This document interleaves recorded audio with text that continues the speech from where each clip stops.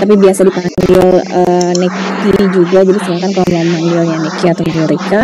Saya di sini membantu untuk pencegahan dan penanganan kekerasan seksual dalam program yang dilaksanakan oleh Kemendikbudristek, khususnya tentang peraturan Permendikbudristek nomor 30 tahun 2021 tentang pencegahan dan penanganan kekerasan seksual. Kira-kira itu sih perkenalannya kalau dari aku tadian. Oke, Kak Rika. Kita akan mulai saja untuk sesi materinya ya, Kak ya. Begitu, saya persilakan Kak Rika. Kita ada screen yang melihat.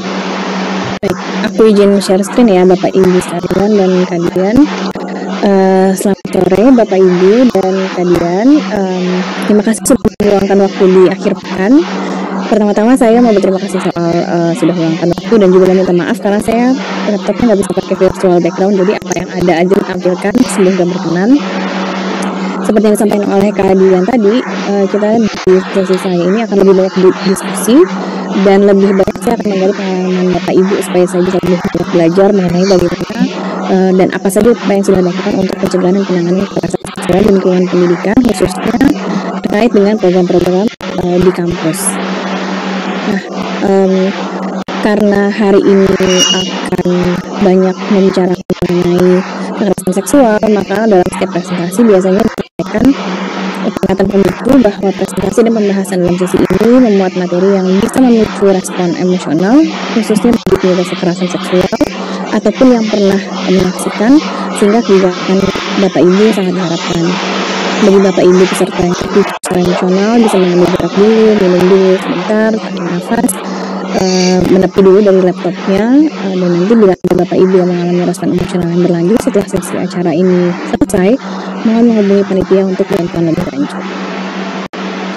Nah, sesi hari ini kita akan mencoba untuk berinteraksi supaya, karena udah lumayan sore dan energinya sudah banyak terpakai, mari kita sama-sama membuka Slido Bapak Ibu dalam link yang ini. Bapak Ibu bisa saya tampilkan barcode-nya supaya bisa di-scan melalui handphone ataupun masuk secara langsung melalui link yang akan saya berikan di kolom chat. Sebentar ya, saya akan linknya untuk Bapak Ibu masuk, bisa klik bisa masuk ke konten yang sudah diberikan di kolom, ataupun juga bisa masuk ke dengan cara scan barcode yang akan saya share di layar. Baik.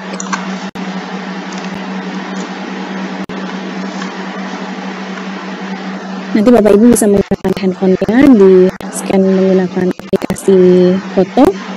Dan dari situ nanti akan ada pilihan untuk silakan masuk Bapak Ibu lalu mencantumkan namanya. Nanti namanya akan terlihat di layar, sehingga kalau mau namanya samaran juga tidak apa-apa, tapi silakan dipertimbangkan karena nanti namanya bisa terlihat di layar Zoom maupun terlihat juga di layar YouTube. Baik, untuk yang terlihat juga mohon maaf kalau ada yang sudah terlihat. Mari kita saksikan.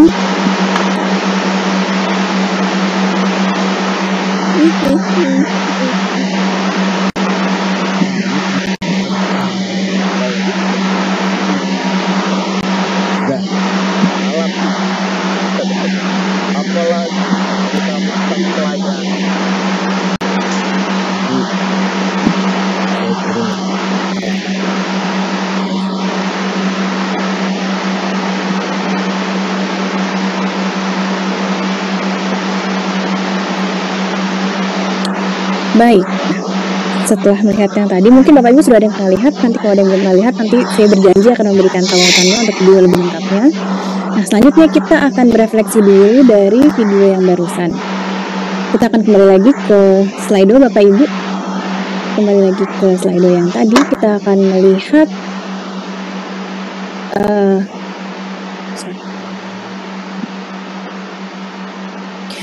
mari kita berefleksi dari video yang tadi soal pelecehan seksual yang dialami oleh seorang disabilitas yang dibantu oleh ibunya. Silahkan, ada pertanyaan, ada 3 pertanyaan yang bisa dijawab secara langsung oleh Bapak Ibu.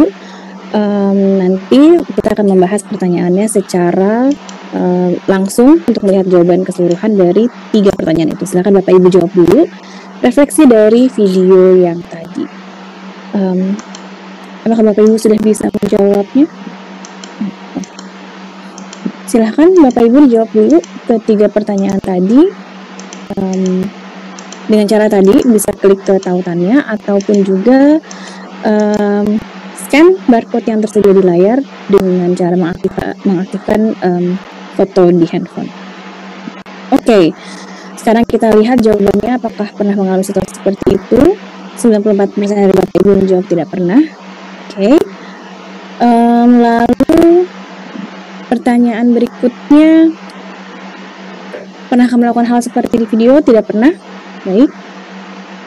Dan pertanyaan yang terakhir, apakah pernah membantu orang yang mengalami situasi seperti di video? Tidak pernah. Baik. Berarti Bapak Ibu cukup beruntung karena belum pernah terlibat atau ada dalam situasi di mana ada korban kekerasan seksual, baik mengalami secara langsung maupun menyaksikan ataupun mendapatkan aduannya. Terima kasih Bapak Ibu sudah menjawab di Slido. Kita akan kembali lagi ke sesi diskusinya.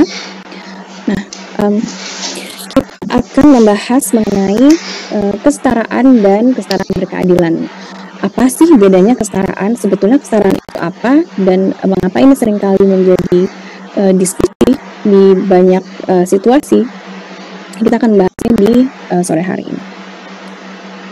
Oke, kesetaraan dan kesetaraan berkeadilan. Apa bedanya sih kesetaraan dengan kesetaraan yang berkeadilan?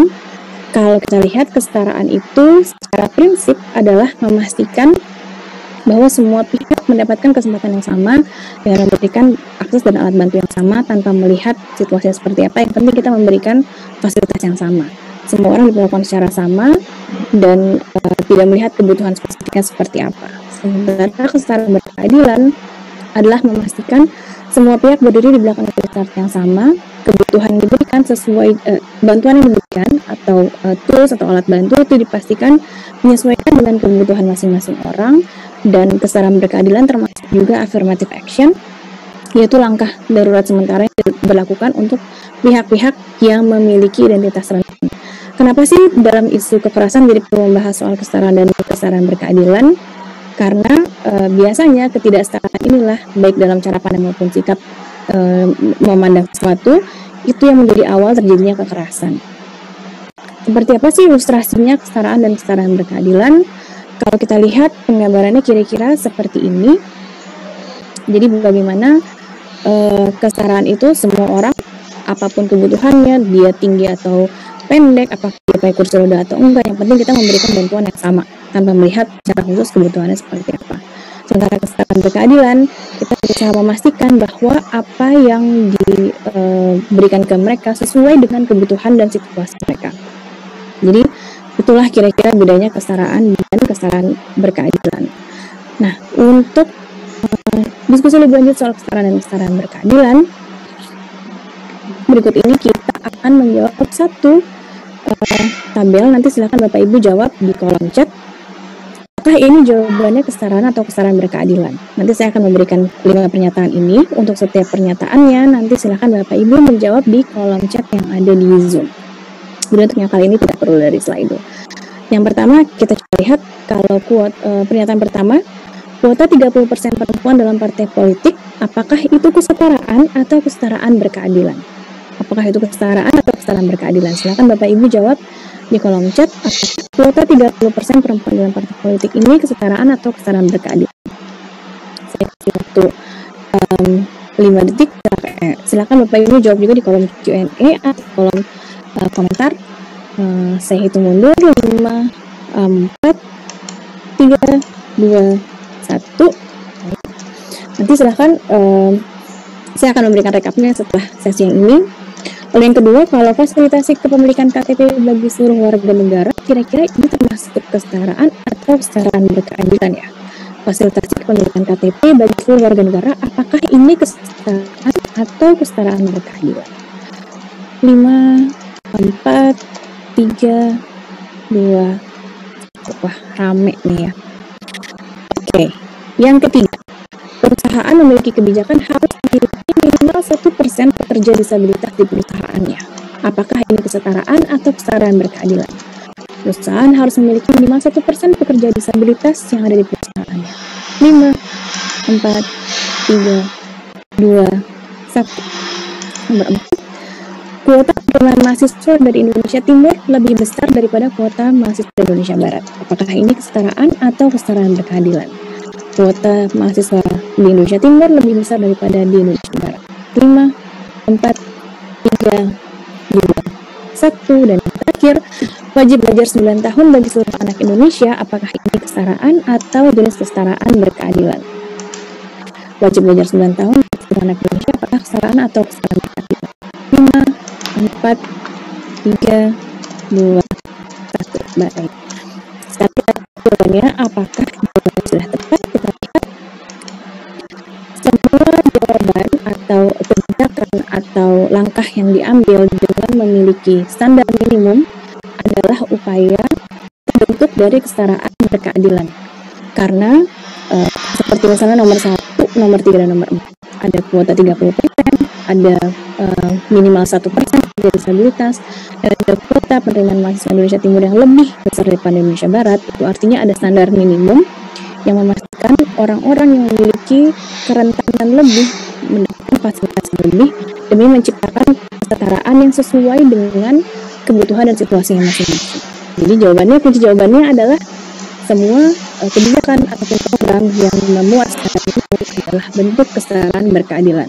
Dan inilah yang hendak kita sasar dari kebijakan-kebijakan, termasuk juga soal bebas kekerasan, untuk memastikan bahwa setiap orang itu mendapatkan hak, khususnya hak pendidikan itu sesuai dengan kebutuhan dia dan tidak terputus hak atas pendidikannya, termasuk juga bila mereka mengalami kekerasan dan kekerasan seksual. Terima kasih Bapak Ibu sudah banyak aktif menjawab di kolom chat. Oke, sekarang kita berbicara mengenai kekerasan. Mulai masuk. Kekerasan itu bagaimana sih cara kita mencegahnya? Apa sih bedanya satu kegiatan dengan kegiatan lain? Mana yang bisa disebut dengan kekerasan, mana yang tidak bisa disebut sebagai kekerasan? Satu yang dapat menandai suatu tindakan sebagai bentuk kekerasan adalah paksaan. Jadi adanya paksaan dari satu pihak ke pihak lain dalam aktivitas apapun, baik itu dilakukan oleh orang yang dikenal maupun yang tidak dikenal sekalipun, yang dikenal dalam relasi profesional, relasi akademik, maupun juga relasi romantis, bahkan juga anggota keluarga. Selama itu aktivitas yang mengandung paksaan, maka itu adalah kekerasan. Jadi kata kunci yang digunakan untuk menjadi indikator dari kekerasan adalah paksaan. Nah, kalau kita lihat tipologinya, kekerasan dibagi dari individunya, siapa yang bisa menjadi korban dan siapa yang menjadi pelaku, dan dilihat dari bentuknya ada 4. Bentuknya ada fisik, ada seksual, ada psikologis atau mental, dan satu lagi pengabaian atau penantaran yang termasuk juga di dalamnya adalah kekerasan ekonomi. Sementara kalau dari individunya yang bisa menjadi pelaku atau korban ada 3.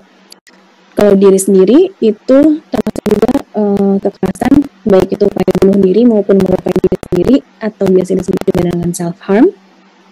Lalu ada kekerasan yang bentuknya individu, entah itu keluarga atau pasangan maupun juga komunitas. Kalau di keluarga atau pasangan, individunya bisa berupa anak, pasangan maupun orang tua. Lalu kalau di komunitas itu bisa terhadap orang yang saling mengenal maupun yang asing sama sekali. Lalu kelompok itu biasanya karena kelompok-kelompok dengan latar belakang sosial, politik maupun ekonomi. Jadi secara keseluruhan tipologi kekerasan adalah kalau dari individunya ada 3, bisa diri sendiri, antar individu maupun antar kelompok. Bentuknya ada 4, fisik, seksual, psikologis, dan pengabaian atau penantaran, termasuk juga kekerasan ekonomi. Nah, dari 4 jenis kekerasan itu kita akan bahas mengenai kekerasan seksual yang memiliki karakteristik yang cukup khas dan spesifik dibandingkan kekerasan yang lain. Kenapa? Karena kekerasan seksual itu efeknya paling besar, namun paling sulit dibuktikan dibanding kekerasan seksual yang lain. Karenanya untuk memahami kekhasan situasi kekerasan seksual ini, kita perlu memahami beberapa konsep kunci dalam kekerasan seksual. Yang pertama kita lihat ada tadi yang sudah Bapak Ibu jawab dengan benar, kelumpuhan sementara atau tonic mobility. Ada situasi di mana mungkin banyak orang yang melihat kok ini kasus ini bisa kejadian, kok bisa diam aja korbannya ya, kok dia nggak melawan sih, dia nggak teriak, dia nggak lari, dia nggak minta bantuan, kok dia diam aja, apa jangan-jangan sebenarnya dia korban karena dia diam aja. Apa sebenarnya dia mau sama mau, suka sama suka. Kita perlu memahami ada situasi yang namanya tonic mobility, di mana ini adalah respon alami tubuh saat dia mengalami situasi yang sangat traumatis dan sangat mengejutkan. Dia tidak bisa berespon apapun, nggak bisa bergerak, boro-boro teriak ataupun lari, dia hanya bisa freeze. Nah, ketidakpahaman masyarakat soal tonic mobility ini kemudian menjadikan banyak kasus kekerasan seksual dipandang sebagai, oh itu sebetulnya suka sama suka karena korbannya diam saja. Padahal diamnya korban ini karena tubuhnya mengalami tonic mobility ini. Dan situasi tonic mobility ini sama sekali tidak bisa kita kendalikan karena itu adalah respon otomatis dari tubuh saat dia mengalami situasi yang sangat traumatik atau sangat shocking. Nah, lalu yang kedua, setelah memahami soal tonic mobility, kita juga perlu memahami soal konsep yang namanya victim blaming. Jadi, kalau orang tidak memahami yang namanya tonic mobility tadi, akhirnya kemudian dampaknya ada dua. Kalau orang di luar korban tidak memahami tonic mobility, maka dia kemudian akan melakukan victim blaming atau menyalahkan korban karena situasi yang dialaminya.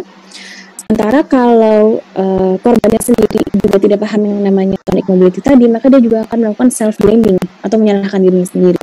Kenapa saya nggak lari ya? Kenapa saya diam aja ya? Mungkin ini memang kesalahan saya. Oh berarti emang saya yang salah, bukan pelakunya. Gitu. Makanya kita penting sekali bagi kita untuk memahami konsep tonic mobility tadi supaya minimal kita tidak menyalahkan korban atau tidak melakukan victim blaming. Lalu yang berikutnya, konsep yang khas juga dalam kekerasan seksual adalah tuduhan palsu. Karena kekerasan seksual seringkali dianggap sulit dibuktikan, maka begitu banyak korban kekerasan seksual yang dituduhkan balik oleh pelakunya bahwa, oh ini orang melakukan tuduhan palsu nih. Jangan-jangan dia cuma pengen viral aja. Jangan-jangan dia cuma pengen panjat sosial. Jangan-jangan dia cuma mau mencemarkan nama baik seseorang aja. Jangan-jangan dia cuma ditolak nih sama pacaran, makanya dia ngaku-ngaku mengalami kekerasan seksual. Padahal kekerasan seksual yang dialaminya valid, tapi karena dianggap tidak bisa dibuktikan, maka dia mengalami tuduhan palsu. Nah, situasinya bagi korban kekerasan seksual, melapor atau tidak melapor juga dilematis. Saat korban diam saja tidak melapor, dianggapnya dia suka sama suka. Tapi saat korban melapor, karena dianggapnya kurang cukup bukti, maka kemudian dia malah dilaporkan balik oleh pelaku dengan pasal pencemaran nama baik. Mungkin Bapak Ibu juga sering mendengar ya, banyak korban kekerasan seksual yang kemudian dilaporkan menggunakan UU ITE gitu, dan dilaporkan dengan pasal pencemaran nama baik. Padahal kekerasan seksual yang terjadi adalah benar, tapi karena dianggap kurang cukup bukti, maka dia dianggap melakukan tuduhan palsu. Lalu yang ketiga yang terjadi juga khas dalam kasus kekerasan termasuk kekerasan seksual adalah pembebanan korban. Bagaimana korban itu seringkali dianggap bertanggung jawab untuk apapun yang terkait dengan kekerasan yang dialami. Setidaknya pembebanan korban yang sering terjadi itu terjadi dalam 3 lapisan. Yang pertama, aparat penegak hukum seringkali membebani korban untuk mengumpulkan bukti dan mencari pasal untuk menindaklanjuti kasusnya. Jadi cukup banyak cerita Bapak Ibu saat ada korban datang dengan pendampingnya kantor polisi, itu kemudian aparatnya yang kembali nanya, Mbak kira-kira ini bisa proses pakai pasal yang mana ya? Terus kira-kira ini alamat pelakunya mana? Tahu nggak di mana? Tahu nggak dia tinggalnya di mana? Tahu nggak nomor teleponnya di mana? Jadi semua itu kembali dibebankan kembali kepada korban, padahal dia laporkan adalah untuk meminta bantuan. Lalu yang kedua, selain APH juga masyarakat seringkali membebani korban untuk bertanggung jawab mencegah kekerasan seksual di masa yang akan datang. Biasanya respon-responnya juga kalimatnya victim blaming, seperti misalnya dengan bilang, oh kalau begitu lain kali kamu jangan pulang malam-malam, lain kali kamu jangan pakai pakaian yang terbuka, lain kali kamu jangan kemana-mana sendirian. Seolah-olah bahwa kekerasan yang terjadi itu semata-mata karena kesalahan korban dan dia harus berkontribusi dalam pencegahan kekerasan seksual selanjutnya. Dan yang ketiga, pembebanan korban seringkali terjadi juga dilakukan oleh netizen dengan bilang bahwa oh mana nih kekerasan seksualnya beneran terjadi atau enggak. Kalau beneran terjadi spill dong, kalau enggak spill artinya bohong. Jadi dia diminta untuk dipertanyakan keabsahan kasus yang terjadi sampai dengan adanya kronologi yang dia spill di media sosial. Jadi pembebanan korban ini terjadi pada korban kekerasan seksual dalam 3 lapis ini. Nah, lalu kemudian hal yang juga perlu kita pahami dalam isu kekerasan seksual adalah adanya penyalahgunaan norma yang seringkali menjadi pintu masuk peluang untuk orang melakukan kekerasan. Biasanya kekerasan itu terjadi pada orang yang memiliki power atau lebih tinggi dibandingkan orang lain, sehingga dia berani untuk melakukan itu. Perbedaan identitas yang dimiliki oleh korban dan pelaku akan memberikan kuasa yang berbeda bagi kedua pihak.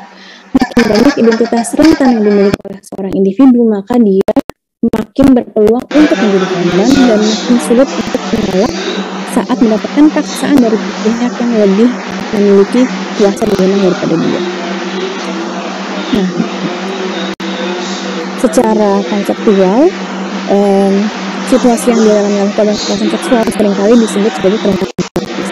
Jadi bagaimana identitas rentan yang dimiliki seorang itu, kalau dia makin banyak memiliki identitas rentan, maka makin sulit bagi dia dikarenakan lemahnya kuasa yang dia miliki.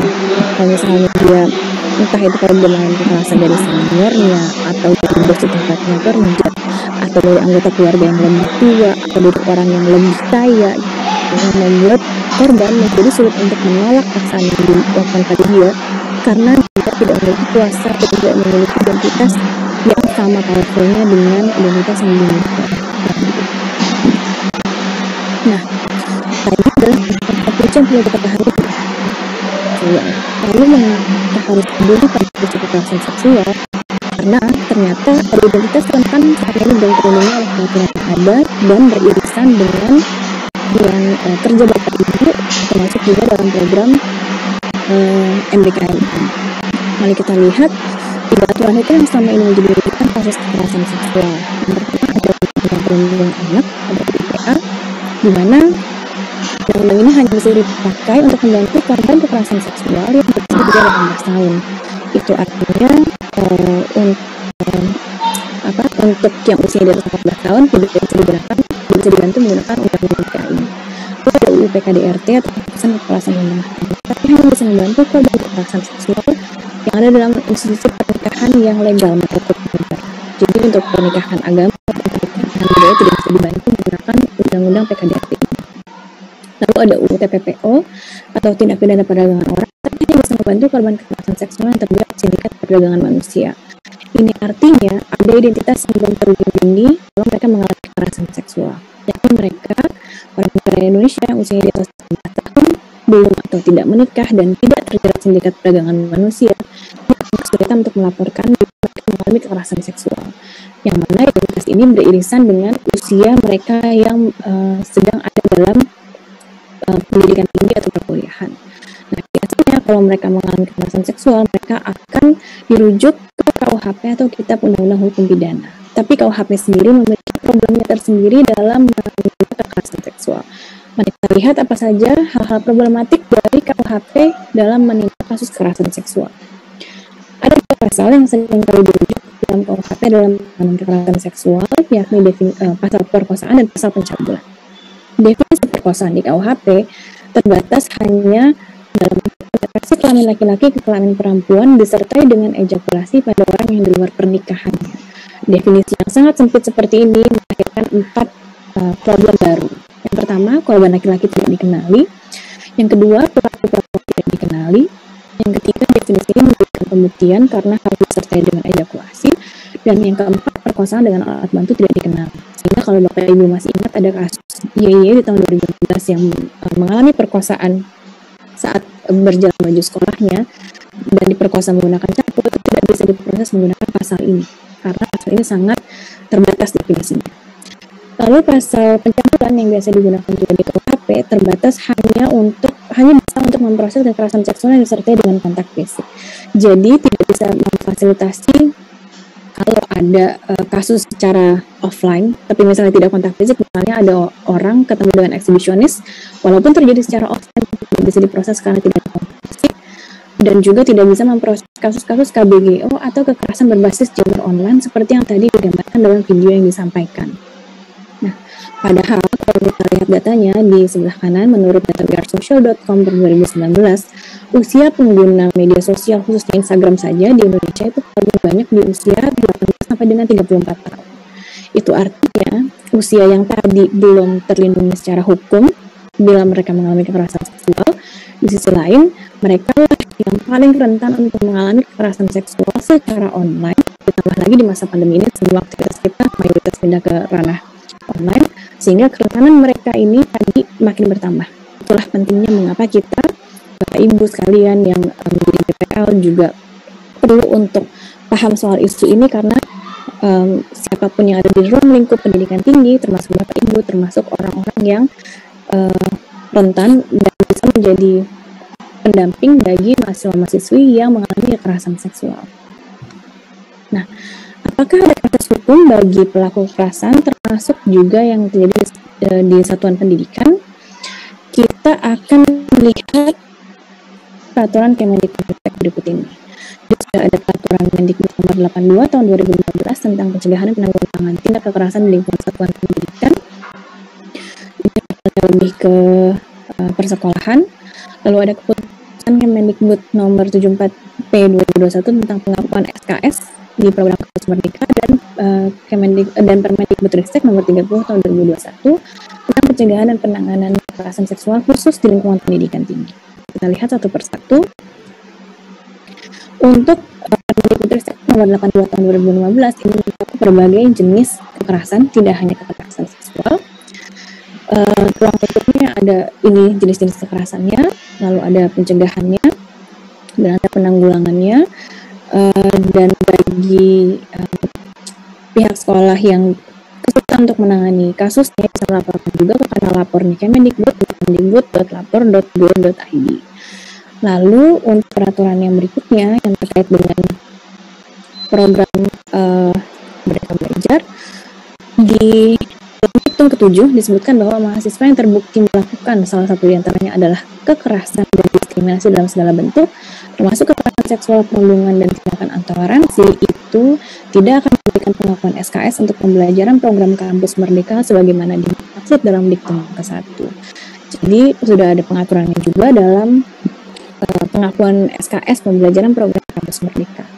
Dan yang terakhir, yang terbaru adalah Permendikbudristek soal pencegahan dan penanganan kekerasan seksual di lingkungan pendidikan tinggi, dengan tujuan utamanya adalah memastikan setiap hak pendidikan dari setiap warga negara tetap terjaga, dengan konteks di mana seringkali kalau ada warga negara Indonesia yang menjadi korban kekerasan seksual di masa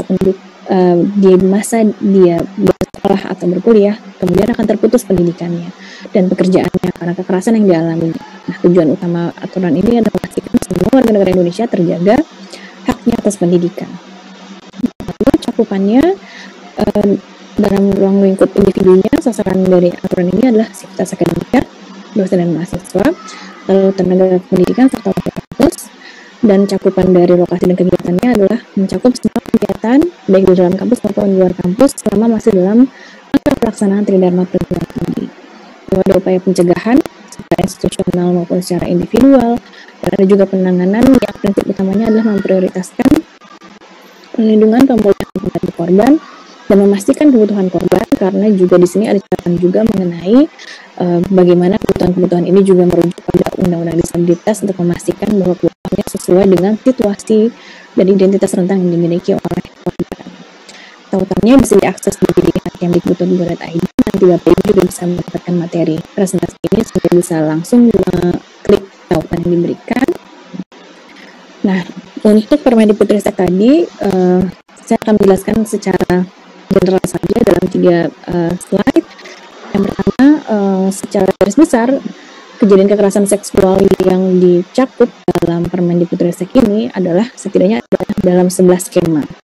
Siapa yang bisa menjadi korban, siapa yang bisa menjadi pelaku, dengan ruang lingkup tadi mahasiswa, pendidikan, warga kampus, serta masyarakat umum yang berinteraksi dengan mereka dalam konteks pelaksanaan Tridharma Perguruan Tinggi. Lalu untuk pencegahannya, ada yang secara institusional, ada juga secara individual, mencakup pembelajaran, penguatan tata kelola, dan penguatan dari komunitas mahasiswa pendidik, serta untuk individu ada pembatasan pertemuan individual dan permohonan tertulis untuk mendapat persetujuan bila pertemuan di luar konteks akademis tidak bisa dihindari. Dan untuk penanganan ada penjelasan juga perguruan tinggi wajib melakukan 4 hal ini setidaknya dalam penanganan, yakni pendampingan, pengenaan sanksi administratif, dan pemulihan korban. Dan nanti Bapak Ibu bisa melihat secara langsung, secara detail mengenai peraturan Kemendikbudristek tahun 2021 dalam tautan yang diberikan setelah acara ini melalui PDF materi hari ini. Nah, selanjutnya bila menjadi korban, apa yang harus saya lakukan dan apa yang bisa saya lakukan? 4 hal. Yang pertama adalah yakinlah bahwa kekerasan yang terjadi bukanlah kesalahan kita sebagai korban, melainkan kesalahan pelaku. Tadi ya, sebenarnya kalaupun kita belum bisa membantu korban, paling tidak kita tidak menyalahkan korban, termasuk kita tidak menyalahkan diri sendiri saat menjadi korban. Yang kedua, maklumi diri bila mengalami kelumpuhan sementara atau chronic immobility saat terjadi atau setelah terjadinya kekerasan seksual. Dan yang ketiga, ceritakanlah kejadian tersebut pada orang dewasa yang kita percayai untuk mengurangi trauma dan sekaligus juga mendiskusikan langkah apa yang sebaiknya diambil. Dan yang keempat, kumpulkanlah barang bukti, siapa tahu melaporkan bila sudah siap. Tapi yang paling penting adalah jangan memposting di media sosial. Jangan sampai kita berpikir bahwa begitu ada kasus kita viralkan. Jangan, karena itu malah justru memberikan kerentanan baru bagi kasus kekerasan seksual yang sedang berjalan. Lalu bagaimanakah cara yang membantu korban kekerasan seksual? Bila ada yang bercerita pada kita, baik rekan Bapak Ibu dosen juga atau juga mahasiswa dan mahasiswi, apa yang bisa dilakukan? Untuk membantu korban ada 3. Yang pertama adalah dengarkan tanpa menghakimi, apalagi menyalahkan korban. Tadi kita perlu memastikan kita tidak melakukan victim blaming. Yang kedua, tahanlah diri memberi nasihat tanpa diminta oleh korban. Jangan sampai kita memaksakan nasihat saran yang menurut kita baik, padahal tidak sesuai dengan kebutuhan korban. Ingat lagi kata kuncinya di awal, paksaan adalah indikator kekerasan, sehingga kalau kita memaksakan saran yang menurut kita baik, secara tidak sadar kita juga sudah melakukan kekerasan dalam bentuk lain kepada korban. Yang ketiga, keputusan ada di tangan korban. Jadi kita perlu memastikan bahwa semua hal itu keputusan kembali ke korban, kita hanya bisa memberikan pertimbangan dan membantu, dan segala hal itu sepenuhnya ada dalam kendali korban. Jangan sampai kita malah mengambilkan keputusan bagi korban. Apa yang bisa kita lakukan? 3 hal. Yang pertama, kita pastikan kita tidak melakukan kekerasan dengan tidak memaksa siapapun melakukan apapun. Yang kedua, membantu korban kekerasan tanpa menghakimi. Dan yang ketiga, mendorong penerapan Permendikbudristek tadi nomor 30 tahun 2021 tentang pencegahan dan penanganan kekerasan seksual di lingkungan pendidikan tinggi. Nah, sekarang untuk penutupannya kita akan bermain mitos fakta, lalu setelah itu akan ada sesi refleksi lagi, dan setelahnya akan ada masukan dan saran dari Bapak Ibu melalui slide lagi. Oke, untuk mitos dan fakta ini nanti akan ada 6 pernyataan. Untuk setiap pernyataan yang saya sampaikan, saya akan menghitung mundur 5 hitungan. Silakan Bapak Ibu menjawab kembali di kolom Q&A apakah jawabannya mitos atau fakta. Akan ada 6 pernyataan, silakan Bapak Ibu menjawab mitos atau fakta di kolom Q&A. Sudah siap Bapak Ibu ya? Kita akan mulai dengan pernyataan yang pertama. Pernyataan pertama, kekerasan seksual terjadi pasti karena pakaian korban. Kekerasan seksual terjadi pasti karena pakaian korban. Apakah ini mitos atau fakta? 5, 4, 3, 2, 1. Oke. Aku kasih lagi waktunya. 5, 4, 3, 2, 1. Apakah mitos atau fakta? Kita lihat jawabannya mitos. Berikut ini berdasarkan survei pelecehan seksual di ruang publik yang dilakukan oleh Polisi Ruang Publik Aman berdasarkan 2224 lalu. Berikut ini adalah ranking 5 besar pakaian yang dikenakan korban kekerasan seksual. Posisi pertama adalah pakaian celana panjang, posisi kedua adalah hijab, posisi ketiga adalah baju celana panjang, posisi keempat dan kelima adalah seragam sekolah dan baju lambang.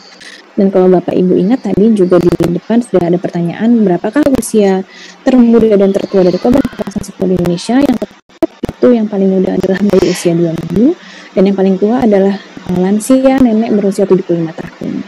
Sehingga kalau dia berpendapat, oh ini memang karena pakaiannya korban, dia berpakaian terbuka. Kira-kira pakaian seperti apa yang dikatakan oleh bayi usia 2 minggu maupun lansia usia 75 tahun yang dianggap menjadi penyebab terjadinya kekerasan seksual pada dia?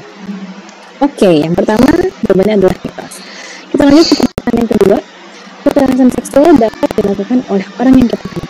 Kekerasan seksual dapat dilakukan oleh orang yang kita kenal. Apakah ini mitos atau fakta? 10 detik deh biar agak lama. 10, 9, 8, 7, 6, 5, 4, 3, 2, 1. Oke. Apakah jawabannya mitos? Kita lihat fakta.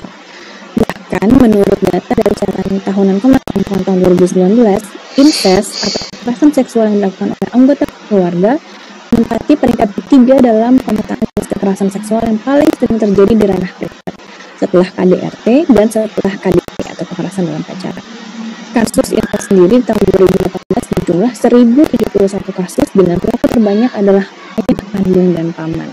Jadi kekerasan seksual bisa dilakukan oleh orang yang kita kenal, bahkan oleh anggota keluarga terdekat. Kita beralih ke pernyataan yang ketiga. Laki-laki tidak mungkin menjadi korban. Laki-laki tidak mungkin menjadi korban. Apakah ini mitos atau fakta? 10, 9, 8, 7, 6, 5, 4, 3, 2, 1. Oke, kita lihat jawabannya. Mitos. Jadi di tahun 2018, Komisi Perlindungan Anak Indonesia menyatakan kasus kekerasan seksual justru paling banyak terjadi pada anak laki-laki sebanyak 122 kasus. Bahkan kalau Bapak Ibu ingat ada kasus jari dan warga negara Prancis di tahun 2020 yang menunjukkan baik pelaku maupun korban merupakan laki-laki. Bahkan untuk warga negara Prancis ini satu pelaku korbannya sampai dengan 300 anak laki-laki. Jadi di masa sekarang anak laki-laki dan anak perempuan memiliki kerentanan yang sama untuk menjadi korban kekerasan seksual. Karenanya pendidikan mengenai pencegahan dan penanganan kekerasan seksual perlu diberikan sedini mungkin pada anak laki-laki maupun anak perempuan. Yang keempat, kita masuk pernyataan berikutnya. Kekerasan berbasis gender tidak mungkin dapat terjadi secara daring. Kekerasan berbasis gender tidak mungkin dapat terjadi secara daring. Apakah ini mitos atau fakta? 10, 9, 8, 7, 6, 5, 4, 3, 2, 1. Oke, kita lihat jawabannya. Jawabannya yang ini kayaknya mitos semua nih. Betul, jawabannya adalah mitos. Kalau dari datanya Komnas Perempuan sepanjang pandemi hingga Oktober 2020, jadi itu sudah lebih dari setahun yang lalu saja, sudah ada 1.677 aduan kasus kekerasan yang masuk ke Komnas Perempuan, di mana 659 diantaranya terjadi secara daring atau KBGO. Itu bahkan baru di tahun pertama pandemi. Sekarang kita sudah masuk ke tahun kedua. Kira-kira berapa banyak kasus kekerasan berbasis gender yang terjadi secara Nomor 5, kita lihat pernyataan berikutnya. Pelaku adalah korban dari kasus kekerasan yang dilaporkan. Apakah benar pelaku adalah korban dari kasus kekerasan yang dilaporkan? 10, 9, 8, 7, 6, 5, 4, 3, 2, 1. Menarik nih. Variasi jawabannya lebih banyak daripada pernyataan yang sebelumnya. Apakah ini mitos atau fakta? Kita lihat jawabannya. Mitos. Korban yang utama dari semua jenis kasus kekerasan seksual adalah korban kekerasan seksual itu sendiri. Selain korban, juga ada korban tidak langsung atau disebut victim, yakni institusi, organisasi, jaringan, lingkungan, keluarga, di mana pelaku berada. Kenapa mereka menjadi korban atau korban lanjutan? Karena orang-orang ini kekerasan seksual yang terjadi telah melukai kepercayaan publik kepada orang-orang dan institusi ini, sehingga yang menjadi korban adalah justru korban kekerasan seksual, lalu tempat di mana pelaku berada, sementara pelaku bukanlah korban dari kekerasan seksual yang terjadi. Hal yang terjadi pada kehidupan pelaku setelah dia melakukan kekerasan seksual adalah akibat dari konsekuensi logis atas tindakannya melakukan kekerasan seksual. Jadi apa yang terjadi pada pelaku itu sepenuhnya adalah konsekuensi logis dari tindakannya melakukan kekerasan seksual. Tapi seringkali nanti Bapak Ibu akan banyak mendengarkan misalnya ada pelaku melakukan kekerasan seksual, kemudian dia menyatakan saya menjadi korban nih karena masa depan saya hancur, karena saya tidak bisa berpendidikan lagi. Padahal yang terjadi pada dia itu adalah konsekuensi logis dari tindakan dia melakukan kekerasan seksual kepada korban. Kita perlu selalu ingat bahwa korban yang pertama adalah korban kekerasannya, dan kita perlu membantu juga korban external victims ini, institusi, organisasi, jaringan, lingkungan ataupun keluarga di mana pelaku berada yang juga menjadi terlukai kepercayaan publik dan mendapatkan tekanan dari publik karena tindakan yang dilakukan oleh pelaku. Yang terakhir, pernyataan yang terakhir, apakah mitos atau fakta? Masa depan pelaku hancur karena laporan korban yang membuka aib. Masa depan pelaku hancur karena laporan korban yang membuka aib. Apakah ini mitos atau fakta? 10, 9, 8, 7, 6, 5, 4, 3, 2, 1. Menarik. Apakah ini mitos atau fakta? Kita akan melihat mitos. Masa depan dan nama baik pelaku hancur karena kekerasan seksual yang dilakukan oleh pelaku itu sendiri, bukan karena laporan dari korban. Sementara bagi korban tetap penting menceritakan atau melaporkan kejadian kekerasan seksual setidaknya untuk dua hal.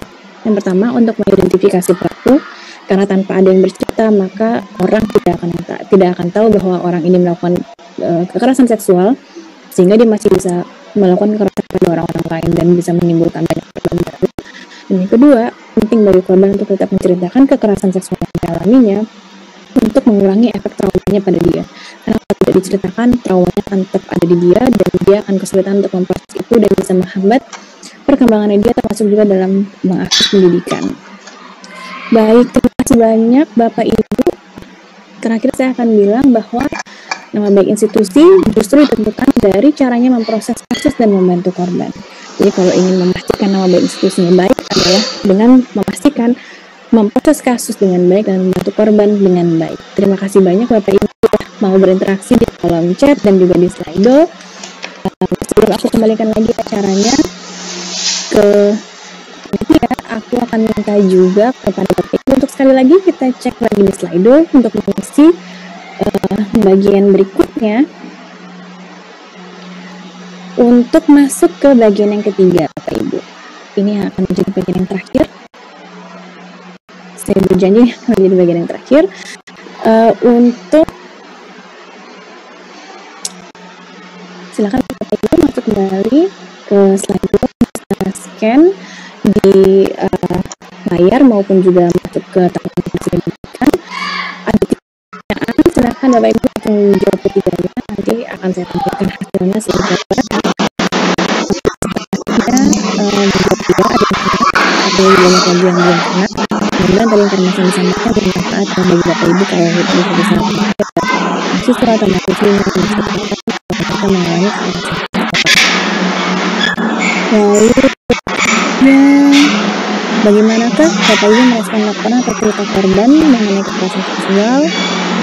Jawabannya mendengarkan apa ini. Lalu yang kedua merujuk ke lembaga yang biasa menangani kekerasan. Lalu membantu melaporkan kasusnya ke pihak yang berwenang. Menarik ya, udah bagus. Tidak ada yang berniat untuk mempostingnya di media sosial, terima kasih sekali karena itu adalah kuncinya. Karena sekarang banyak orang yang berpikir kalau jika ada kekerasan seksual semangatnya adalah diviralin aja dulu, padahal itu malah memberikan masalah baru bagi korban, bagi kita yang menjadi pendamping. Oke, dapat berikutnya, apakah Bapak Ibu pernah mengalami kekerasan seksual? Ada yang pernah mengalami, tapi kebanyakan tidak pernah mengalami kekerasan seksual. Lalu, apa nama produk hukum yang mengatur pencegahan kekerasan seksual di 14 dan mana? Permendikbud 8/2015, betul. Karena kalau Permendikbud Ristek tentang PPKS ini spesifik di lingkungan perguruan tinggi dan Kepmen yang penting juga spesifik untuk program kampus merdeka. Jadi sudah betul, jawabannya adalah Permendikbud 2015. Dan apakah tugas dan kehidupan Bapak Ibu sebagai DPR untuk menangani pencegahan kekerasan seksual atau PPKS? Jawabannya iya. Jadi mudah-mudahan informasi yang disampaikan dan didiskusikan pada sore hari ini bisa membantu Bapak Ibu bisa menjadi bekal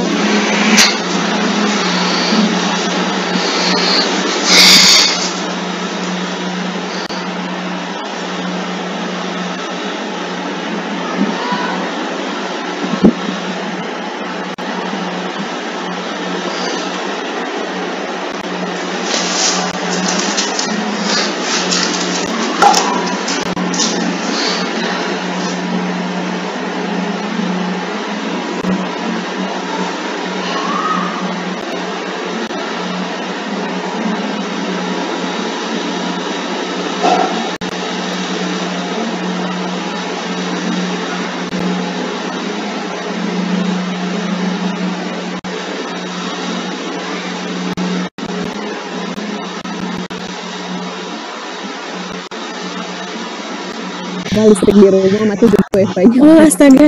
Saya ganti dulu. Oke. Oke. Tadi suaranya keputus, maaf banget aku nggak dengar. Boleh tolong diulang lagi kan dia? Tadi dengarnya sampai yang mana kali ini? Aku nggak dengar apa-apa karena suaranya kayak robot. Oke. Maaf banget. Jadi ini pertanyaan dari Ibu Rina Febrianti. Apabila ada mahasiswi atau mahasiswa yang akan bimbingan atau konsultasi, tapi dosennya nih ngajak kegiatan tersebut di luar kampus, dan mahasiswa atau mahasiswi ini tidak berkenan atau menolak, kemudian dosen mempersulit mahasiswa untuk memperoleh nilai atau layanan akademik lainnya. Perlakuan dosen tersebut termasuk apa dan bagaimanakah seharusnya yang dilakukan oleh mahasiswa? Baru 3 pertanyaannya, serta bentuk bantuan seperti apa yang bisa diberikan oleh mungkin selain dosen, teman atau lingkungan sekitarnya yang dicurhati. Terima kasih Dian, terima kasih atas pertanyaannya Ibu. Pertanyaan yang sangat baik. Itu juga tadi mencakup juga apa yang salah satu poin yang disebutkan dalam Permen PPKS nomor 30 tahun 2021, bagaimana memastikan interaksi itu terjadi dalam konteks akademik, sehingga kalau ada misalnya bimbingan tapi mintanya di hotel atau mintanya di tempat tinggalnya atau di tempat-tempat lain yang bukan di ruang lingkup akademis, itu dalam permen itu sudah disebutkan bahwa harus ada pemberitahuan yang menyatakan bahwa ada pertemuan itu yang terjadi, sehingga kalau ada situasi-situasi emergency bisa diketahui oleh pihak lain. Karena yang paling penting dari pertemuan-pertemuan seperti itu adalah harus ada pihak lain yang mengetahui, sehingga kalau ada apa-apa itu bisa ada pihak lain yang membantu. Nah, apa yang bisa dilakukan kalau dari mahasiswa lain, yang bisa dilakukan adalah menemani. Kalau sebenarnya sih di Permen PPKS juga sudah diatur ya, sehingga ada aturannya kalau ada pertemuan di luar kampus harus ada pemberitahuannya. Tapi kalau misalnya itu belum bisa dilakukan, mahasiswa yang lain bisa menemani sehingga ada pihak lain yang menyaksikan terjadi pertemuan itu. Dan apa yang bisa dilakukan oleh DPL kalau juga ada dalam ruang lingkup itu dan mengetahui terjadinya pertemuan itu, ya entah dia mungkin kalau untuk dosen, Bapak Ibu dosen agak sulit ya untuk menemani mahasiswanya bertemu dengan dosen lain, tapi setidaknya bisa menjadi orang yang mengetahui adanya pertemuan itu, sehingga kalau di situasi apapun bisa tahu bahwa oh nih anak ini memang lagi diminta untuk bertemu oleh dosen X dalam konteks bimbingan skripsi misalnya. Jadi yang paling penting dari pertemuan-pertemuan seperti itu kan adalah untuk memastikan ada pihak ketiga yang mengetahui pertemuan itu, sehingga kalau ada apa-apa maka kemudian bisa ada orang yang menjadi saksi bahwa benar terjadinya pertemuan itu dan memang diniatkannya tujuannya adalah untuk bimbingan saja, sehingga kalau ada hal-hal di luar itu bisa kemudian diproses menjadi dilaporkan menjadi kasus gitu. Jadi mungkin itu yang bisa dilakukan. Tapi itu sudah ada aturannya secara spesifik persis karena ada cukup banyak laporan kan ya kasus-kasus kekerasan seksual seperti itu. Nanti mungkin Bapak Ibu juga bisa melihat di dokumen-dokumennya, nanti akan ada tautan-tautannya akan kami berikan melalui PDF dari materi hari ini yang akan disampaikan melalui panitia. Oke, terima kasih Kak Niki. Lanjut lagi untuk pertanyaan kedua, ini dari Pak Yuhendra. Apakah mengingatkan mahasiswa untuk berhati-hati, tidak keluar malam, berpakaian sopan, dan sejenisnya itu tidak efektif sebagai tindakan pencegahan? Mohon untuk bantuannya untuk pencegahan konkret seperti apa yang sebaiknya disampaikan ke mahasiswa di lapangan sehingga terhindar dari kemungkinan terjadinya kekerasan seksual. Baik, terima kasih Pak atas pertanyaannya. Ini pertanyaan yang juga banyak seringkali jadi diskusi ya di kampus gitu. Bahkan juga ada kampus-kampus yang dengan metode yang berbeda, dengan tujuan besarnya adalah untuk memastikan semua orang paham dulu nih, minimal orang jadi tahu apa sih pelecehan seksual itu, jadi apa yang harus dilakukan. Jadi orang tahu bagaimana cara membantu, baik membantu orang lain maupun membantu diri sendiri saat menjadi korban kekerasan seksual.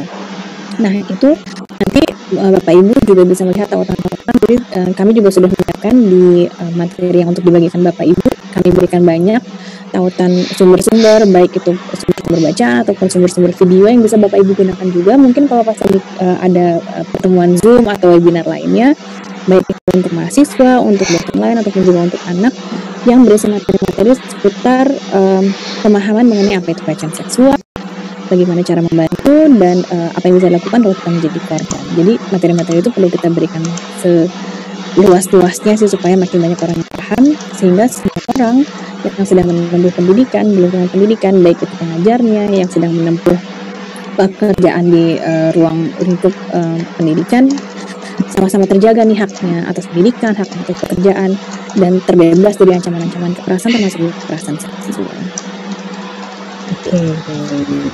Lanjutkan untuk materinya ya kan Iki. Ini ada satu pertanyaan dari dua penanya sama dari Pak Ainur Rosyid dan Pak Ali Sadikin. Bagaimana jika korban mengalami trauma sehingga susah untuk berkomunikasi, sementara proses yang dilakukan harus berdasarkan persetujuan korban. Nah ini dan ada juga kan kadang yang mereka itu buat cerita, buat lapor itu gimana cara kita bisa membantu mereka? Ya, terima kasih atas pertanyaannya Pak. Langkah yang pertama biasanya kan kalau tadi beberapa langkah yang bisa kita lakukan kalau membantu korban, selain mendengarkan korban tanpa menghakimi, juga adalah dengan merujuk korban ke lembaga-lembaga terdekat gitu yang berpengalaman. Kenapa itu menjadi penting? Karena kuncinya adalah bagaimana dia bisa bercerita atau minimal mengatakan situasinya, apa langkah yang perlu diambil. Kalau dia sulit untuk terbuka, ya tadi mungkin dia masih mengalami tonic immobility karena kelumpuhan sementaranya ini itu kan membuat orang nggak bisa berpikir ya. Itu setara sama misalnya Bapak Ibu mengalami kecopetan, ada momen sesaat setelah kecopetan di mana kita nggak bisa ngapa-ngapain, cuma bisa diam aja sambil mikir apa yang barusan terjadi ya gitu. Nah, kemampuan orang untuk keluar dari tonic immobility-nya beda-beda. Ada yang sepersekian menit, ada yang sepersekian detik, ada yang sepersekian jam, ada yang berhari-hari, ada yang berminggu-minggu. Dan itu patut kita hargai karena respon tubuh tiap orang beda-beda. Nah, yang bisa kita lakukan seminimal-minimalnya adalah kita bilang ke dia bahwa aku siap membantu kalau kamu mau dibantu, kamu butuhnya apa, aku siap membantu dan aku siap mendukung kamu dengan apapun keputusan kamu. Jadi kita tidak perlu meminta dia untuk bercerita, tapi kita menawarkan diri aja. Standby kan kalau konsep orang mendamping korban itu namanya active bystander ya. Bagaimana kita secara aktif standby untuk membantu dia. Tapi kapan dia, ibaratnya kita di pinggir kolam megangin ban, kapan dia minta tolong ban, tolong dong. Nah, kita bantu dia gitu. Tapi kalau emang dia belum bisa keluar untuk minta tolong karena masih mengalami tonic immobility itu, ya kita nggak bisa memaksakan apa-apa. Kita cukup ngasih tahu ke dia bahwa kami ada di sini, kami siap membantu di saat kamu udah siap untuk reach out atau minta bantuan ke orang lain gitu. Jadi emang masa orang keluar dari traumanya tuh beda-beda ya. Kadang ada yang sampai berhari-hari, sampai berminggu-minggu gitu. Jadi mereka baru bercerita bisa sebulan setelahnya baru cerita gitu. Jadi itu ya nggak apa-apa juga, patut kita maklumi juga gitu. Ya, betul sekali. Untuk kemampuan bersembuh ya Kak ya, bisa dibilang ya. Atas trauma yang dihadapi itu nggak mudah, bahkan ada yang bertahun-tahun juga baru berani cerita gitu ya. Baru dapat kesempatan. Nah, ini masih ada waktu untuk pertanyaan Q&A-nya, sudah diklasifikasikan semua. Mungkin kita langsung ke undang Bapak Ibu dosen untuk bergabung bersama kita ya Kak Neki ya. Silakan. Kita ajak, ini saya mau ajak Pak Tantular Tono. Halo, selamat sore Pak Tantular. Panggilnya Pak siapa? Ya. Selamat sore. Pertanyaannya. Selamat sore. Apakah suara saya terdengar? Terdengar Pak. Oh iya. Ini dari paparan Ibu tadi, itu ada yang saya belum melihat itu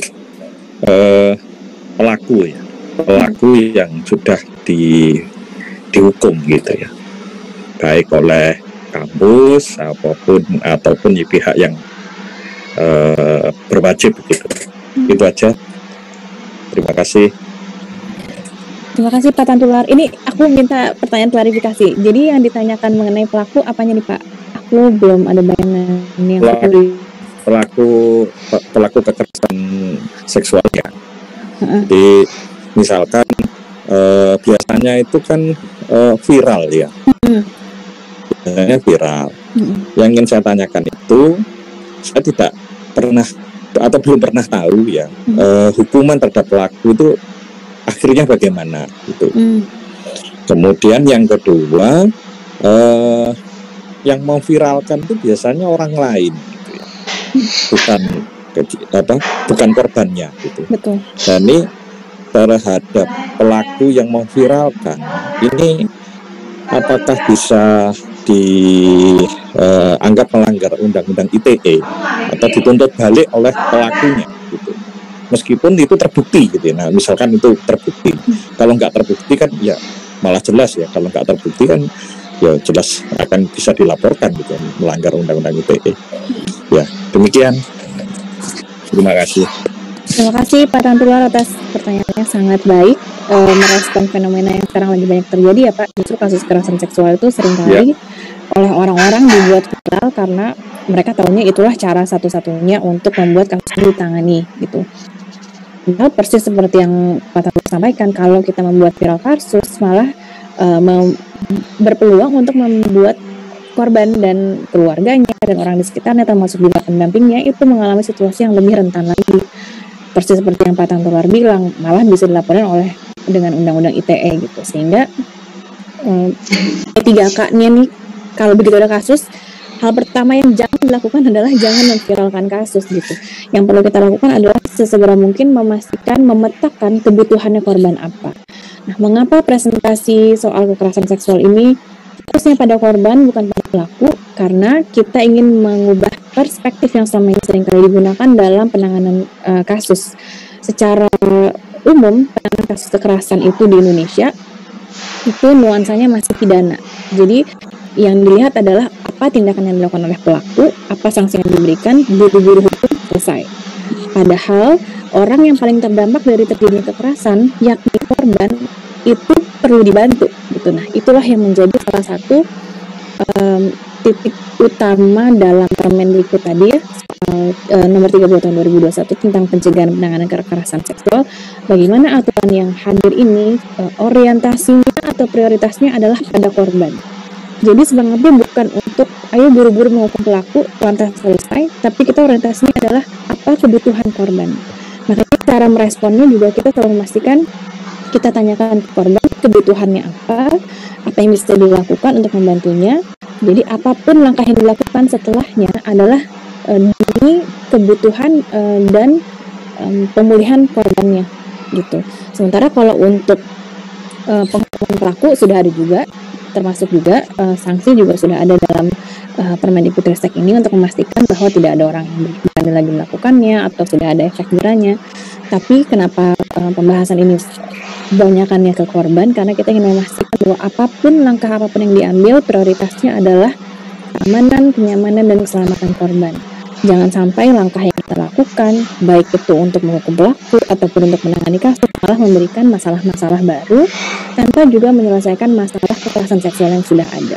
Begitu kira-kira. Mudah-mudahan menjawab ya Pak. Terima kasih sekali atas pertanyaannya yang amat sangat bagus dan sangat relevan dengan fenomena memviralkan kasus belakangan ini. Oke, ini karena waktunya terbatas, masih ada 12 menit lagi, mungkin 1 atau 2 pertanyaan lagi ya. Siap.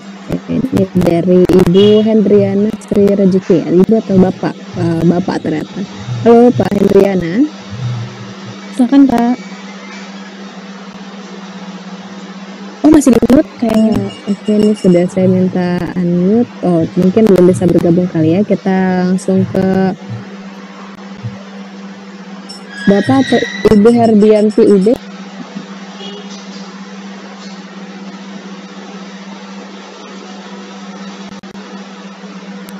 Halo, Bapak atau Ibu Herdianti UB bisa bergabung bersama kami. Masih di mute juga.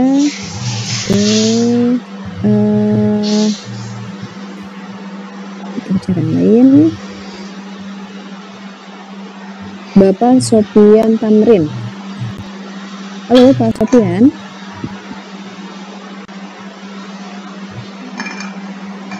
Untuk dan Ibu yang Raisa dipastikan ketika kami allow untuk bicara bisa bisa bergabung bersama kami ya Bapak Ibu ya. Oke, Pak Sofian, halo. Apakah ada kendala? belum bisa bergabung juga nih sepertinya Kak Niku. Kita move ke Pak Paulus nih. Halo Pak Paulus. Apa tadi dengan suara saya? Bisa Pak, silakan. Terima kasih.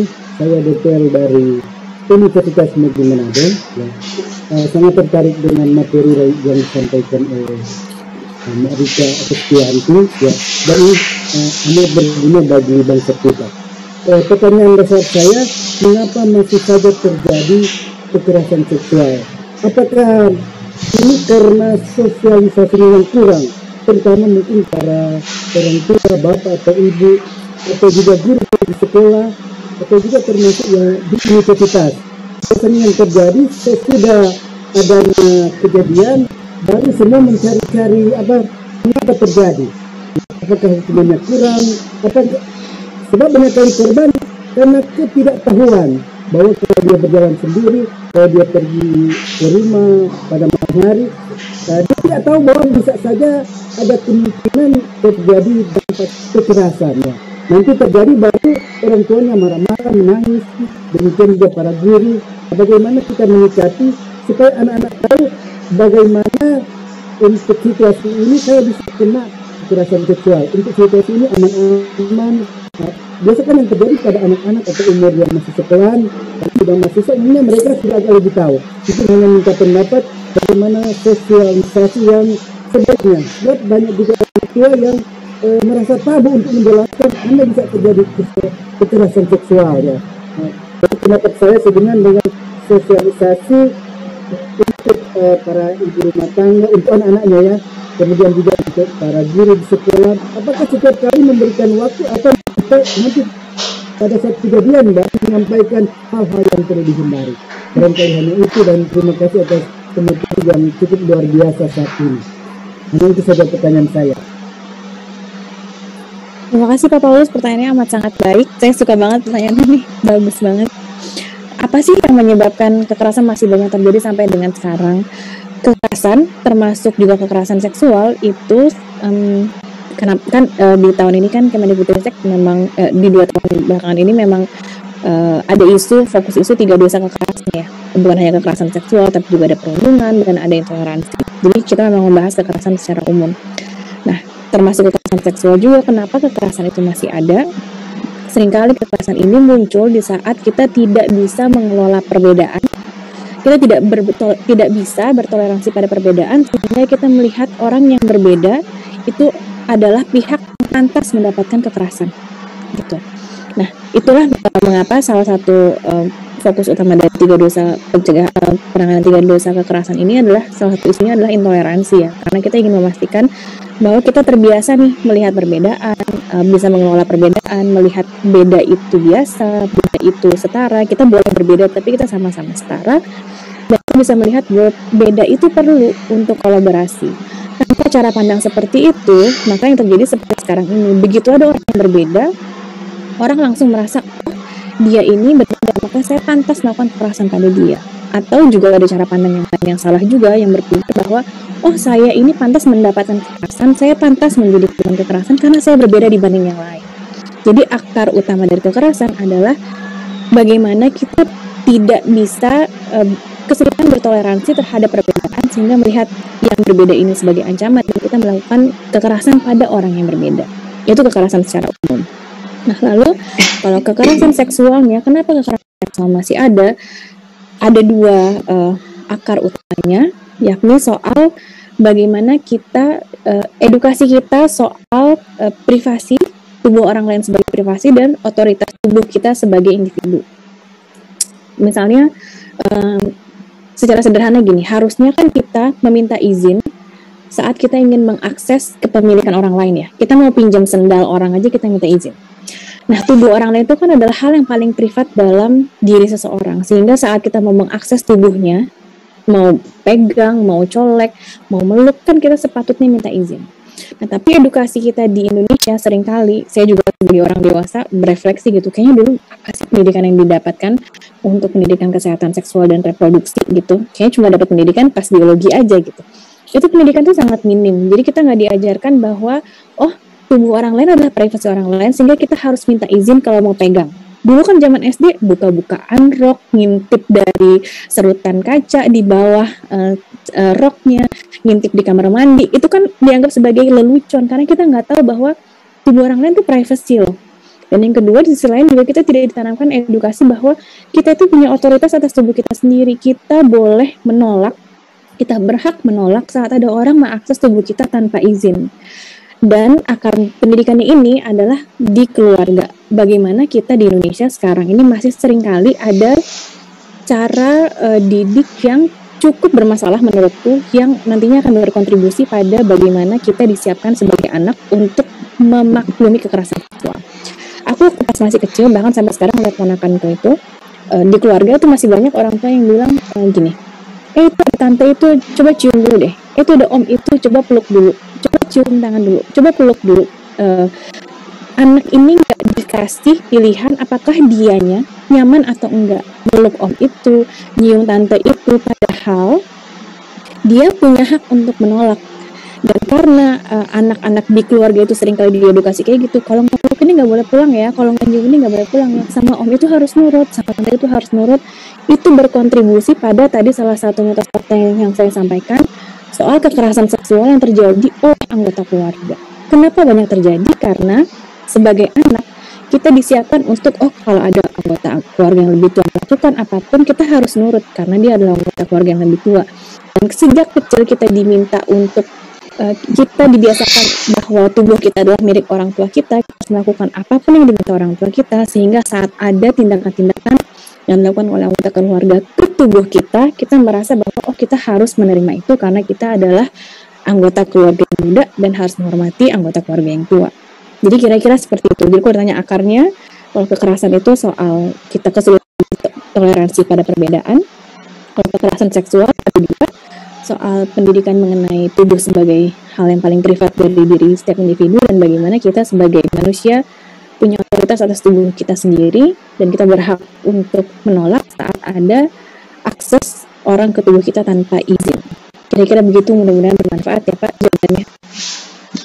Oke, terima kasih Kak Neki. Ini 3 menit lagi nih, tapi dari tadi kan katanya suara bapak-bapak terus ya. Pengen nih dari ibu-ibu gitu yang bertanya, boleh ya Kak Neki? Aku Boleh, silakan. Satu ibu-ibu untuk bergabung bersama kita gitu, mendengarkan pertanyaannya. Saya akan ajak Ibu Anissa, apakah bisa bergabung bersama kami? Iya, bisa. Baik, silakan Ibu Anissa. Terdengar Bu Anissa? Terdengar. Oke, terima kasih. Saya Anissa dari salah satu DPL di Bima. Saya mengabdi di STKIP Taman Siswa Bima. Ini saya mau nanya, bagaimana jika pelaku kekerasan seksual itu adalah seorang siswa? Nah, kira-kira bagaimana penanganannya? Karena di satu sisi siswa yang itu juga merupakan seorang anak masih kita pertimbangkan masa depannya, tetapi di satu sisi kita juga melihat bagaimana perasaan korban jika misalnya tidak ada tidak ada hukuman atau peringatan. Namun juga kenyataannya jika misalnya yang tindakan itu terjadi di lingkungan sekolah nih misalnya. Kalau kekerasan itu misalnya dalam kategori ringan, paling diselesaikan dalam bentuk kekeluargaan lah, diselesaikan dalam bentuk kekeluargaan. Padahal di satu sisi kita juga melihat bagaimana sih perasaan korban. Nah, itu yang pertama. Kemudian yang kedua, saya beberapa hari kemarin ikut kegiatan di sekolah. Kebetulan saya menjumpai anak yang berkebutuhan khusus. Kemudian contoh dia berkebutuhan khusus pendengaran. Nah, saya membayangkan pada saat itu ketika dia memang, karena sejauh ini secara jujur masih banyak sekolah yang tidak memberikan pelayanan khusus terhadap siswa-siswa berkebutuhan khusus. Nah, saya membayangkan bagaimana jika siswa dengan kesulitan dengan hambatan tersebut terjadi pelecehan seksual terhadap dirinya, namun dia tidak punya kemampuan untuk menceritakan atau tidak bisa berbicara dan sebagainya. Itu saja pertanyaan dari saya. Baik, terima kasih Bu Anissa. Pertanyaannya juga amat sangat baik karena membahas dua identitas rentan, yaitu anak yang menjadi korban ataupun anak yang menjadi pelaku, dan satu lagi bagaimana kalau korbannya adalah disabilitas. Nah, untuk konteks anak, terima kasih sekali Bu Anissa mengingatkan soal isu ini. Ada 3 hal yang perlu menjadi catatan bila kasus kekerasan seksual melibatkan anak, baik itu anak sebagai korban maupun anak sebagai pelaku. Yang pertama adalah kalau anak dalam kasus kekerasan anak ini menjadi pelaku, maka dia diperlakukan seperti korban dengan asumsi dasar bahwa kalau anak masih di bawah umur, maka tindakan yang dilakukannya bukanlah tindakan yang secara sadar dia lakukan dengan pengetahuan yang dia miliki. Jadi untuk pelaku kekerasan, kalau pelakunya anak, persis seperti yang tadi Bu Anissa bilang, masih mempertimbangkan masa depannya dan asumsi juga bahwa dia masih di bawah umur. Jadi pelaku yang usianya anak itu diperlakukan sebagai korban, jadi mendapatkan perlakuan seperti perlakuan untuk korban. Lalu hal kedua yang perlu diingat bila ada kasus kekerasan yang melibatkan soal anak adalah perlu memastikan bahwa ada orang dewasa yang dipercaya oleh anak ini untuk menjadi wali. Ini menjadi penting, tidak harus orang tuanya, tapi siapapun, bahkan bisa guru BK-nya. Karena untuk kasus yang misalnya kekerasan yang dilakukan oleh anggota keluarga kan nggak mungkin ya anggota keluarga yang jadi wali. Tapi yang jadi penting karena masih di bawah umur di aturan hukum Indonesia, tindakan apapun selanjutnya akan dilakukan dalam proses penanganan anak ini sebagai korban pasti butuh perwalian dari orang yang dewasa. Tindakan medis, tindakan psikologis, tindakan hukum pasti butuh perwalian. Dan yang ketiga, memastikan bahwa prosesnya melalui proses SPPA, Sistem Peradilan Pidana Anak. Jangan sampai dia diproses menggunakan sistem peradilan pidana untuk orang dewasa, karena sistem yang kekhawatiran yang buat saya sampaikan, karena masa depan untuk anak ini akan berbeda kalau misalnya pertimbangannya akan berbeda dengan pelaku yang dewasa yang secara sadar dia sudah bisa mengambil keputusan melakukan tindakan kekerasan seksual. Kan kalau anak sudah dia belum paham apa yang dia lakukan dan masa depannya juga masih perlu kita intervensi supaya menjadi lebih baik, termasuk juga terjaga juga haknya atas pendidikan karena dia masih anak gitu. Jadi 3 hal ini yang perlu menjadi catatan, dan hal ini juga menjadi salah satu pertimbangan juga yang ada dalam Permendikbud Ristek soal PPKS ini, walaupun itu ruang lingkupnya khusus untuk lingkungan perguruan tinggi, tapi juga ada catatan mengenai kekerasan seksual pada anak karena irisan-irisannya dalam aktivitas-aktivitas terdharma perguruan tinggi kan juga KN misalnya ketemu dengan anak, atau program kampus mengajar juga bertemu dengan anak. Jadi itu juga ada penjelasan soal itu. Lalu soal anak berkebutuhan khusus, nah di Permen PPKS ini dalam prosesnya juga berusaha untuk fasilitatif supaya memastikan bahwa kebutuhan yang diberikan bantuan yang diberikan itu merespon sesuai dengan kebutuhan korban berdasarkan identitas rentan apapun yang dimiliki, termasuk juga teman-teman disabilitas. Jadi Permendikbud ini juga sudah menyesuaikan dengan Undang-Undang Disabilitas. Makanya informasi dasar yang nantinya perlu diminta dari korban bila ada yang melapor, itu ada 5 informasi dasar selain usia, terus domisili, jenis kelamin, jenis kekerasan yang dialami, lalu kontak person. Satu hal yang ditanyakan dalam template itu adalah jenis disabilitas. Kita ingin memastikan sejak awal sudah dipetakan disabilitasnya apa, sehingga kita memfasilitasi disabilitas ini untuk bisa mengakses layanan-layanan yang dibutuhkan sebagai korban, baik itu juru bahasa isyarat untuk teman-teman tuli, ataupun juga pembaca buat teman-teman netra, ataupun juga pendamping untuk teman-teman yang daksa misalnya. Jadi itu menjadi salah satu hal yang juga secara khusus jadi semacam affirmative action di Permendikbud Ristek ini untuk memastikan bahwa bantuan yang diberikan itu benar-benar disesuaikan dengan situasi korban dan kondisi korban, termasuk juga bagi korban yang punya identitas sebagai disabilitas. Kira-kira begitu jawabannya Bu Anissa, mudah-mudahan menjawab dan membantu. Terima kasih Mbak. Baik, terima kasih Bu Anissa untuk pertanyaan. Ini pertanyaan dari Ibu Anissa menutup rangkaian untuk sesi pembekalan dosen pada hari ini di 29 Januari 2022. Mungkin saya akan merangkum sedikit ya Kak Neki untuk materi hari ini. Tadi materinya keren banget, dan ada satu pertanyaan dari dosen, kenapa sih sekarang tes seleksinya itu untuk jadi DPL ada tentang pelecehan seksual juga gitu kan, ada kekerasan, bullying dan juga intoleransi. Karena di sini makanya kami hadirkan juga untuk pembekalannya biar dosen-dosen ini tidak cuma ditanyakan aja nih Kak Neki waktu seleksi kemarin, tapi juga dapat materi yang sama. Nanti untuk teman-teman mahasiswa juga akan ada materi yang sama dengan Bapak Ibu dosen, jadi tidak perlu khawatir, nanti bisa didiskusikan mungkin bareng-bareng ketika teman-teman mahasiswa sudah mendapatkan materi ini. Nah, di sini kami berharap kita semua, baik dari tim program, terus tim kementerian juga yang saat ini memang tadi sudah ada Permendikbudnya ya, Kak Neki, untuk kekerasan dan pelecehan seksual ini, serta rekan-rekan DPL, lalu teman-teman mahasiswa, lingkungan sekolah, dan seluruh pihak bisa bergerak bersama untuk menciptakan ruang aman bagi kita semua, khususnya di sini untuk teman-teman mahasiswa dan siswa dapat belajar dan memberikan dampak secara optimal kepada lingkungannya. Baik, kalau gitu, ini adalah akhir dari pembekalan 1,5 hari ini, mohon maaf, dari jam 1 siang sampai jam 5:30 sore, tidak terasa sekali waktunya. Mungkin dari Kak Neki ada satu kalimat penutup untuk menutup perjumpaan kita. Terima kasih Kak Dia, terima kasih Bapak Ibu sudah berkenan untuk berdiskusi bersama. Saya belajar banyak sekali dari Bapak Ibu. Mudah-mudahan apa yang kita diskusikan hari ini bisa bermanfaat buat kita, sehingga kita bisa bergerak bersama untuk menciptakan ruang aman lingkungan pendidikan, karena semua orang berhak atas rasa aman, nyaman, dan keselamatan untuk bebas dari segala jenis kekerasan, termasuk para mahasiswa dan Bapak Ibu sebagai dosennya. Terima kasih. Terima kasih, baik Bapak dan Ibu dosen, selamat bertugas dan semoga tetap bisa menjaga semangatnya sampai akhir dan bisa menjaga semangat teman-teman mahasiswa juga. Terima kasih karena sudah bersedia mengabdi kembali bersama kami di program Kampus Pengajar Angkatan 3 tahun 2022. Untuk informasi lebih lanjut nanti akan informasikan terkait update dari program kita ya.